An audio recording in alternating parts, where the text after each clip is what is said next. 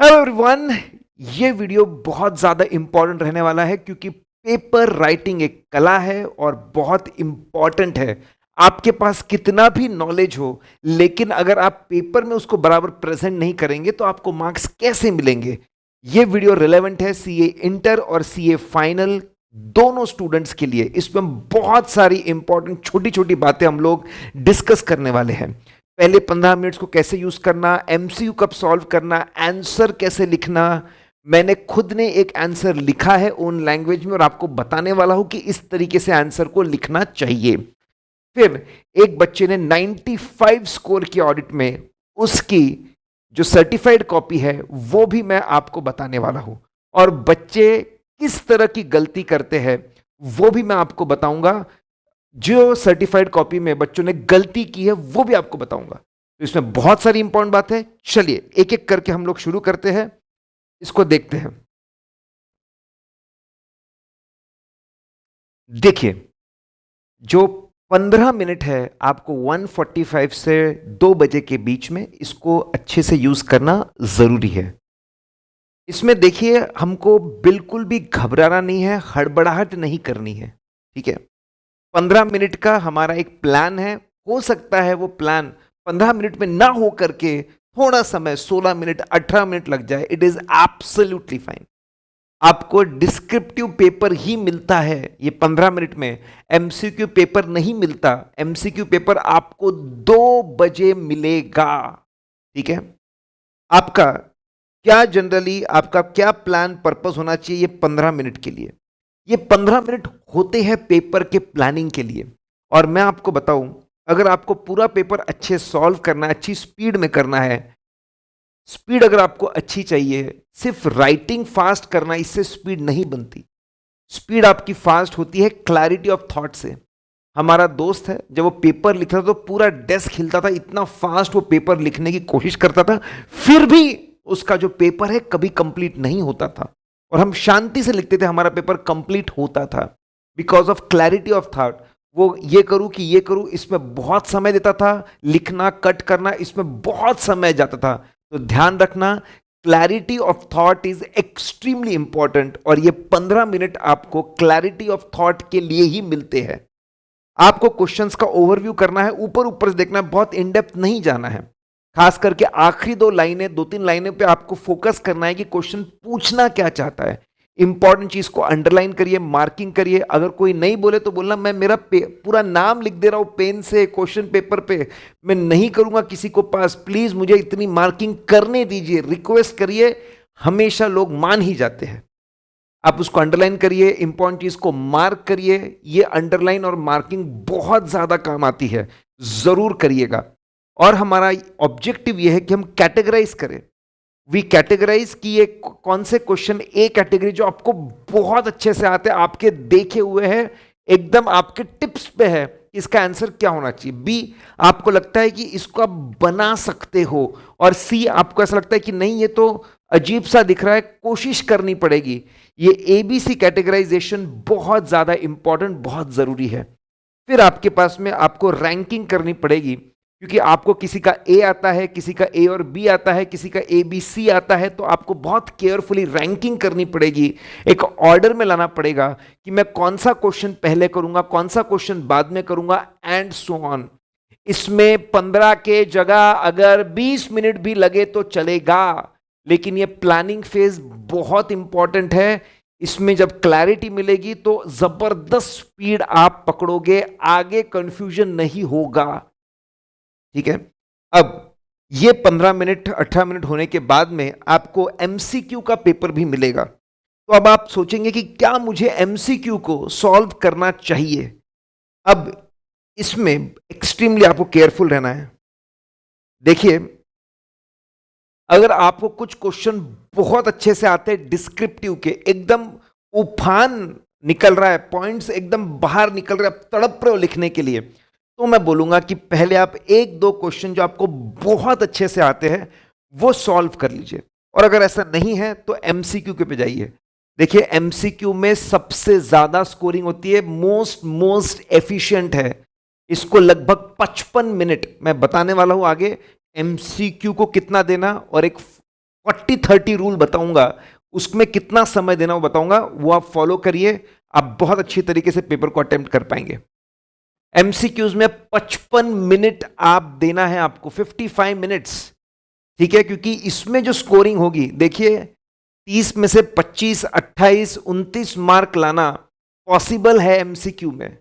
इतने ही mark theory में लाने के लिए, ठीक है, बहुत पापड़ बेलने पड़ते हैं।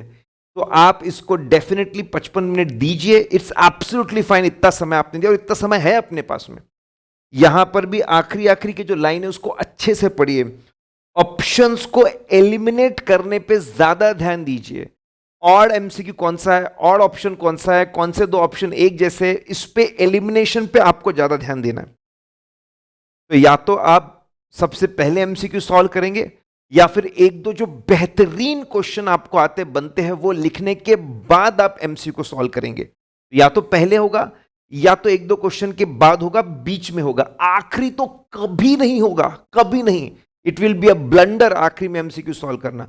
और एक चीज जो बहुत इंपॉर्टेंट है, एमसीक्यू से भी बहुत सारे कॉन्सेप्ट्स आपको मिलती है, टेक्निकल लैंग्वेज आपको मिलती है, जो अब आपके आंसर राइटिंग में यूज करते हैं। यस बच्चों, ये बहुत इंपॉर्टेंट है, एमसीक्यू की बातें, कहानियां, लैंग्वेज, ऑप्शंस, वो पिक करके आप आपके थ्योरी में यूज करो। It is a super intelligent thing, super duper intelligent thing, correct. और क्वेश्चंस के अंदर भी जो आपको टेक्निकल लैंग्वेज मिलती है वो भी आप यूज करो आंसर लिखने में, ठीक है। किसी का इतना, पेपर चेकर का इतना दिमाग नहीं चलता इस चीज को लेकर, वो सीधा आंसर देख रहा है कि भाई आंसर कितना प्यारा लिखा हुआ है। ये ट्रिक भी बहुत काम आएगी। देखिए, how to write answer. Now when you start writing answer, इसमें मैं आपको बता दूं कि पहले 40 मार्क, 70 मार्क का आपको डिस्क्रिप्टिव होता है। 40 मार्क्स, 40 मार्क्स तूफान होने चाहिए, माइंड ब्लोइंग होने चाहिए। 40 इंटू 2, 80 मिनट्स आप दीजिए। ऐसे तो ऑन एवरेज एक मार्क के लिए 1.8 मिनट होता है, लेकिन मैं आपको यह बोल रहा हूं कि 40 मार्क्स को आप 2 मिनट दीजिए, ज्यादा समय दीजिए, 80 मिनट दीजिए। और जो आपके 30 मार्क्स है, 30 इंटू 1.5, 45 मिनट्स दीजिए। 40 मार्क्स इतने जबरदस्त आपको लिखने की सामने वाला आपका सुपर फैन बन जाए, सुपर फैन बन जाए। और उसके बाद फिर 30 मार्क्स फटाफट फटाफट देने हैं। एक बार वो आपका फैन बढ़ गया तो हर जगह पे, ठीक है, 5 में से 3 के जगह 4 गिरने लग जाएंगे। और ऐसा हो गया तो it is 20-25% increase in marking. आप ये माइंड गेम को समझिए। पहले 40 मार्क जबरदस्त होने चाहिए, ठीक है। देखिए, नाउ मैंने एक क्वेश्चन लिया है, how to check existence of inventory. इसमें भी अब देखिए छोटी छोटी बातें, लेकिन ख्याल से। आपका जो क्वेश्चन नंबर है आप साइड की मार्जिन में भी लिखिए और मिडल मार्जिन में भी मिडल में भी लिखिए। साइड में भी आपने लिखा, मिडल में भी आपने लिखा, दोनों जगह पे लिखा, ताकि एग्जामिनर को बड़ी आसानी जाए ये समझने में कि आपने कौन सी चीज लिखी है। अभी तो पूरा डिजिटल हो चुका है, फिर भी उसकी नजर सेंटर में पड़े तो सेंटर में भी है, साइड में पड़े तो साइड में भी है। और आप बाकायदा उसको बॉक्स में डालें, उसको अंडरलाइन करें कि ये क्वेश्चन नंबर है, क्लैरिटी के साथ में आप लिखे, ठीक है। और आप लेफ्ट साइड की मार्जिन होती है, राइट साइड में भी एक हल्की सी मार्जिन आप छोड़ सकते हो। ये बहुत बड़ा गेम है। जिस बच्चे ने 95 स्कोर किया, देखिए उसका पेपर मैं आपको बताता हूं। ये इंटर में बंदे ने स्कोर किया है 95 आउट ऑफ 66 मार्क्स उसको मिले। सिर्फ 4 मार्क कटे, सिर्फ 4 मार्क, और एमसीक्यू में 1 मार्क कटा हुआ है। आप अगर देखेंगे, ठीक है, इसमें अगर आपके पेपर पे दाग हो या फिर पेपर की प्रिंटिंग बराबर नहीं हो, आप एक्सचेंज करवा लीजिए, लिखने से पहले एक्सचेंज करवा लीजिए चीजों को, ठीक है। देखिए बंदे ने पार्ट 2 क्लियर लिखा है, मिडल में भी लिखा हुआ है क्वेश्चन नंबर, बाजू में भी लिखा है। बिल्कुल लिखिए, make it very simple and easy for it. आप देखिए लेफ्ट साइड की मार्जिन भी है, राइट साइड में भी उसने ज्यादा बातें नहीं लिखी है। आप मार्जिन ड्रॉ मत करिए, हल्की सी पेंसिल से कर सकते हैं। ये बहुत जरूरी है बच्चों, मानो ना मानो, मानो ना मानो, लेंथ का इंपैक्ट पड़ता है। इंटर लेवल हो या फाइनल लेवल हो, लेंथ का इंपैक्ट पेपर चेकर पे पड़ता ही पड़ता है, ठीक है, ये ट्रिक है। और देखो दो वर्ड्स के बीच में कितनी ज्यादा स्पेसिंग है, ये स्पेस देखो आप, कितनी ज्यादा स्पेसिंग है, ये स्पेसिंग आप दीजिए, ये स्पेसिंग दीजिए, ये इंटेलिजेंस है, ये स्पेसिंग दीजिए। देखिए एक पॉइंट होने के बाद में एक लाइन का गैप दिया हुआ है, एक लाइन का गैप दिया है, एक लाइन का गैप दिया है, ये मैं भी लेंथ एक साइकोलॉजिकल इंपैक्ट क्रिएट करता है पेपर चेकर के ऊपर। एक 2 मार्क का करेक्ट इनकरेक्ट आप देखिए लगभग आधे से ज्यादा 60% ऑफ द पेज, ये स्किल है, ये कला है इस तरीके से लिखने की। ठीक है, तो ये जरूर करिए, ये स्पेसिंग बहुत इंपॉर्टेंट है। मैं और बताऊंगा, और यहां पे इंपॉर्टेंट चीजों को बताऊंगा, रेफर करता रहूंगा, दैट्स वेरी इंपॉर्टेंट। तो ऐसा मान के चलिए इंटर में आता है करेक्ट इनकरेक्ट, ठीक है, वहां पे 2-2 मार्क का है, लगभग 50-60% ऑफ द पेज होना चाहिए। 4 मार्क के लिए मेरे हिसाब से आपने 1.5 से 2 पेज लिखना चाहिए, 4-5 मार्क के लिए 1.5 से 2 पेज आपने लिखना चाहिए। थोड़ा सा ज्यादा रहा तो भी चलेगा। सर आप कैसी बात, मैं सही बात कर रहा हूं, साइकोलॉजी, मैं ये नहीं बोल रहा हूं कि तुम बकवास लिखो, कचरा लिखो, लेकिन दोनों गेम करो, कंटेंट भी अच्छा दो और साइकोलॉजिकल गेम में भी आगे रहो, दोनों में आगे रहो ना यार। लिखो अच्छा, साथ में जगह आप स्पेस भी दीजिए, दैट्स इंपॉर्टेंट। सबसे पहला जैसे अब एग्जिस्टेंस ऑफ इन्वेंट्री, ठीक है, आप रिकॉल करिए, आपने क्वेश्चन पढ़ा है पहले, आपने क्या क्या पढ़ा है उसको रिकॉल करिए। बच्चे सीधा लिखना शुरू कर देते हैं, एक हल्की सी प्लानिंग करिए कि मैं पहले क्या लिखूंगा, फिर क्या लिखूंगा, फिर क्या लिखूंगा। 4 पार्ट्स में आंसर को बांटिए, बाकायदा आप लिखिए पार्ट 1, ठीक है, एग्जिस्टेंस ऑफ इन्वेंट्री, ठीक है। आपको रेलेवेंट ऐसे कारो क्लॉज लाइन से सोचिए, कोई ऐसे लगता है क्या, सब, या फिर सबसे इंपॉर्टेंट कोई कंपनीज एक्ट लगता है, सेक्शन लगता है, रूल लगता है क्या, कोई क्लॉज नंबर लगता है क्या, कोई अकाउंटिंग स्टैंडर्ड लगता है क्या, कोई ऐसे लगता है क्या। जितने ज्यादा रेफरेंस देंगे, अभी जो मार्किंग स्कीम सामने आई है उसमें साफ साफ दिख रहा है आपको रेफरेंस के मार्क्स होते हैं, ठीक है। तो देखिए, और अपनी ओन लैंग्वेज में आपको यूज करना है, लैंग्वेज और बेहतर करना चाहते हो तो आप कुछ रिपीटेटिव जो फ्रेजेस है वो यूज करिए, और आप एमसीक्यू से और क्वेश्चन से भी कुछ लैंग्वेज को पिक कर सकते हो, बहुत सारी लैंग्वेज आपको वहां पे मिल जाएगी। देखिए मैंने कैसे relevant SA and CARO clause, principles and procedure related to existence of inventory are given, पूरा ऑडिट प्रोसीजर, प्रिंसिपल्स एंड, जितना पूरा लिखेंगे पूरा लिखिए, principles and audit procedures related to existence of inventory are given SA 501, पूरा नाम लिखिए, इस तरीके से हाईलाइट करिए। अभी जो मैं आपको पेपर बताता हूं उसमें हाईलाइट किया हुआ है, आप बॉक्स बना सकते हो, अंडरलाइन कर सकते हो, पूरा नाम लिखिए स्टैंडर्ड ऑडिटिंग का, audit evidence specific consideration for selected item, this ऐसे एक्सप्लेन्स, एक आप ऐसे क्या बोलता है एक लाइन में लिख बताइए ना, how to obtain sufficient appropriate evidence for existence of inventory. एक लाइन में 3-4-5 वर्ड लिखे, ज्यादा से ज्यादा अगली लाइन में जाइए, एक पॉइंट खत्म हुआ तो स्पेस देके अगले में जाइए, जितना स्पेसिंग देंगे उतना अच्छा। Sufficient appropriate evidence for exist, ये ऐसे किसके ऊपर है, explains how to obtain sufficient appropriate evidence for existence of inventory, completeness of litigation claims, present and disclosure of segment information. 1 mark मिलेगा आपको इसके। आप ऐसे नंबर, उसका पूरा नाम, clause number, CARO clause number, professional ethics, CA final वाले बच्चों, टैक्स ऑडिट के क्लॉज नंबर जरूरी है, देना ही पड़ेगा क्लॉज नंबर, उसके मार्क्स होते हैं भाई साहब। और 1 लाइन का इंट्रो भी उसका दीजिए। हमारे फाड़ू चार्ट रिवीजन देखिए, हर चीज का याद रखने का शॉर्टकट दिया है, कारो के क्लॉज नंबर हो या प्रोफेशनली से क्लॉज नंबर हो, टैक्स ऑडिट के क्लॉज नंबर हो, सब कुछ यहां पर दिया हुआ है। सेक्शन नंबर प्रॉपर एक्ट के नाम के साथ, कंपनी ऑडिट में हमेशा company audit and auditor rules लिख ही देना, कार रूल्स 2014 बिल्कुल लिख देना हर जगह जहां जहां पे कंपनीज एक्ट आता है, रेलेवेंट एस। और इस तरीके से सोचोगे तो कुछ, ये पूरा सोचो ना एक एक करके क्या क्या चीज का रेफरेंस लग सकता है।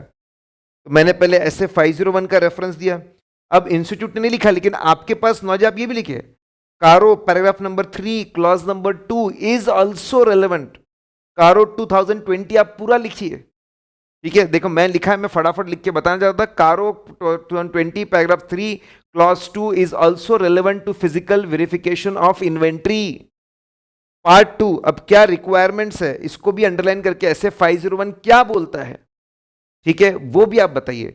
It is management responsibility to perform physical verification. Auditor should attend, auditor attend करेगा, ये परफॉर्म करेंगे.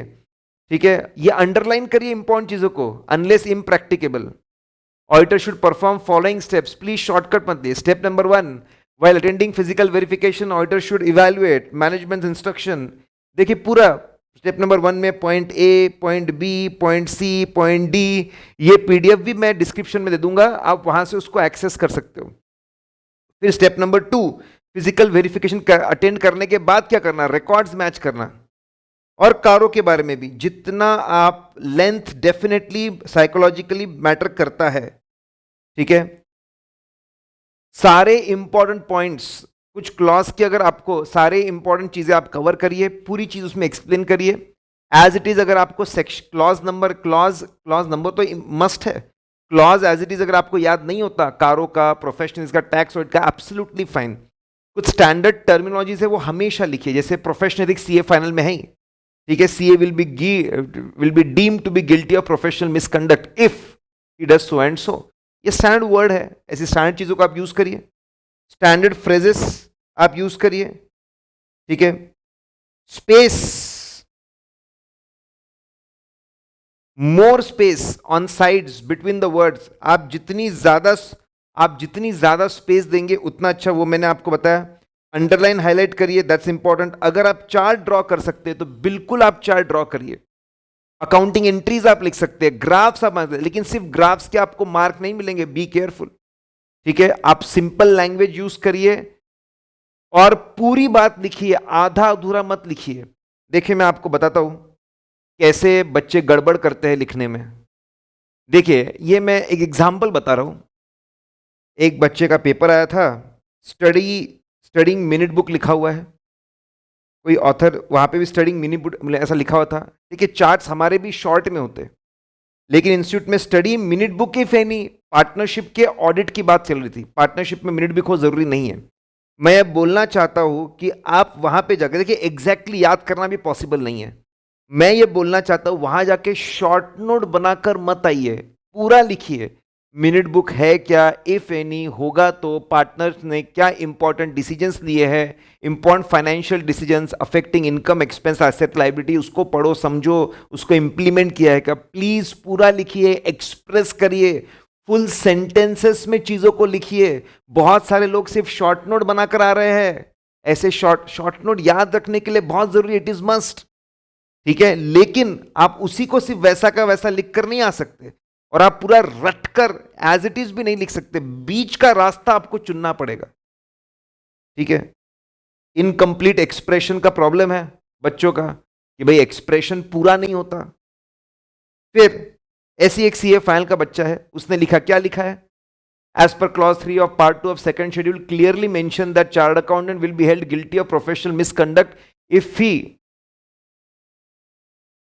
induces or includes or give any false information know it to be false. Basically inter वाले बच्चे भी हल्का सा लिखा है कि चार्टर्ड अकाउंटेंट ने गलत काम किया ऐसा माना जाएगा, और वो झूठ बोलता है. अरे भाई साहब, झूठ किसको बोलता है, पूरा लिखो, पूरी बात लिखो ना. अगर झूठ बोलता है सीए इंस्टीट्यूट के काउंसिल को, उसके कमिटी को, क्वालिटी रिव्यू बोर्ड को, अरे पूरा लिखो ना. पूरा एक्सप्रेस ही नहीं कर रहे, आधा अधूरा लिख के आ जा रहे कि बाकी तो सामने वाले को पता ही होगा. ऐसा मत करिए, डोंट डू दिस गाइज. पूरी बात एक्सप्लेन करिए. ये बार बार मैं आपको बता रहा हूं कि पूरा लिखना बहुत जरूरी है, क्योंकि बच्चे करते ऐसी गलती.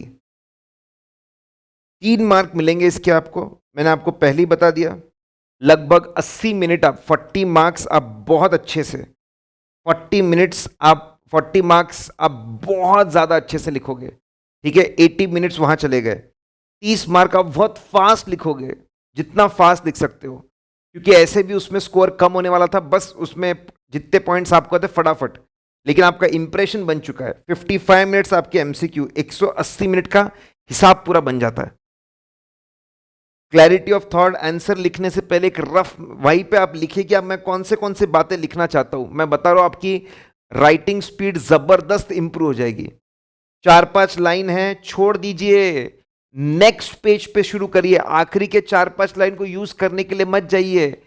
फ्रेश क्वेश्चन फ्रेश पॉइंट पे यूज करिए। जिसने 95 स्कोर किया उसने 6 सप्लीमेंट ली थी। मैं ये नहीं बोल रहा आप जबरदस्ती सप्लीमेंट लीजिए, लेकिन स्पेसिंग, यार पढ़ने वाले को दिक्कत नहीं होनी चाहिए, पढ़ने वाले को एकदम बहुत ही रिलैक्स लगना चाहिए, पढ़ने में मजा आना चाहिए, किच किच किच किच किच किच किच किच नहीं होनी चाहिए। ठीक है, correct incorrect 5-6 line, 50-60%, length matters. मैं जानता हूं कि बीकॉम का पेपर नहीं है ये, कंटेंट लिखो ना अच्छा प्यारा, लेकिन लेंथ डेफिनेटली मैटर्स। और आपका हर ऐसे का 1-2 लाइन का इंट्रो रेडी होना चाहिए। आप बैकग्राउंड लिखिए, थोड़ा सा बैकग्राउंड लिखिए, क्यों है ये, क्या है ये, इससे भी मार्क्स बनेंगे। अपने नॉलेज को झलकाओ वहां पे। ठीक है, फिर केस डिस्कशन, पूरा का पूरा क्वेश्चन पेपर, आप क्वेश्चन पूरा लिखिए एज इट इज, पूरे केस डिस्कस, पूरा क्वेश्चन लिखिए, इट मैटर्स। कंक्लूजन एकदम क्लियरली लिखिए। ठीक है, अगर क्लियर नहीं है तो दोनों साइड से लिखिए, ऐसा रहा तो ये कंक्लूजन, वैसा रहा तो वो कंक्लूजन, दोनों साइड से।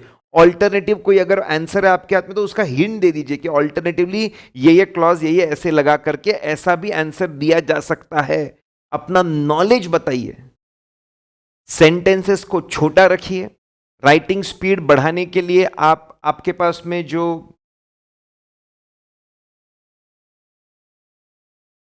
राइटिंग पैड होता है, राइटिंग पैड होता है आपके पास में, ठीक है, बस 1 या 2 पेज लिखना, 2 पेज रखना, उसमें राइटिंग स्पीड बहुत इंप्रूव होती है। यूज्ड पेन यूज करना है, राइटिंग स्पीड बहुत, एकदम नया पेन यूज मत करिए, यूज्ड पेन रखिए। और जो आपका राइटिंग पैड है, बस उस पर 1 पेज या 2 पेज रखिए और राइटिंग स्पीड बहुत ज्यादा इंप्रूव हो जाती है। डेफिनेटली पूरा 100% पेपर सॉल्व करने की पूरी कोशिश आप करिए। ठीक है, क्योंकि एक एक मार्क मिल ही जाता है, एक मार्क एक नहीं होता, 20% होता है। ठीक है, और देखिए अगर आप ऑप्शन सॉल्व कर रहे हैं तो ऑप्शन सॉल्व कर रहे हैं तो जो ऑप्शन सबसे पहले आएगा उसके आपको मार्क्स मिलते हैं। तो अगर आपने कोई ऑप्शन सॉल्व किया तो आप सिलेक्ट कर लीजिए कौन सा बेस्ट है, वो सिलेक्ट करिए, दूसरा कट कर दीजिए। जो बेस्ट आपका ऑप्शन होता है, उस मतलब जो आपने ऑप्शन पहले लिखा है, बहुत सारे एग्जामिनर उसी के मार्क्स देते हैं। एग्जाम में आपको ब्लैक पेन ही अलाउड है। ठीक है, एमसीक्यूज में जो आपको सर्कल्स को डार्कन करना है उसके लिए ब्लैक और ब्लू दोनों चलते हैं, लेकिन कंफ्यूजन बाजू में रखिए, ब्लैक पेन ही लेकर जाइए। ठीक है, और बॉल पेन यूज करें तो ब्लॉटिंग होती है, अगले पेज पे प्रॉब्लम जाता है। इन सबसे ये सारी चीजें हमको नहीं चाहिए आखिरी मोमेंट पे। Correct guys, all the best. I hope आपको बहुत मजा आया होगा इस वीडियो में। इसको लाइक करिए, चैनल को सब्सक्राइब करिए, और अगर बहुत मजा आया तो कमेंट करिए। हमारी पूरी टीम को बहुत ज्यादा अच्छा लगता है आपके कमेंट्स देखकर।